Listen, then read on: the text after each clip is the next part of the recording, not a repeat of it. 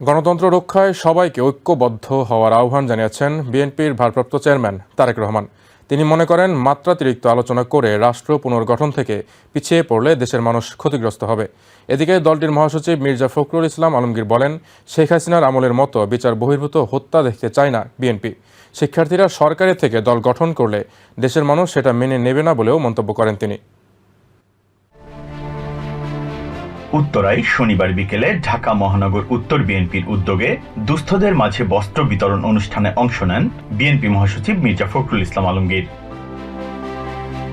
এ সময় কুমিল্লায় যৌথ বাহিনীর অভিযানে যুবদল নেতার মৃত্যুর ঘটনায় নিন্দা জানিয়ে বিএনপি মহাসচিব বলেন, হাসিনার আমলের মতো বিচার বহির্ভূত হত্যাকাণ্ড দেখতে চায় না বিএনপি। তিনি বলেন, ছাত্ররা দল গঠন করলে স্বাগত জানাবে বিএনপি, তবে তা সরকারে থেকে নয়। এদিকে ব্রাহ্মণবাড়িয়া জেলা বিএনপির কাউন্সিলে লন্ডন থেকে ভার্চুয়ালি যোগ দেন বিএনপির ভারপ্রাপ্ত চেয়ারম্যান তারেক রহমান।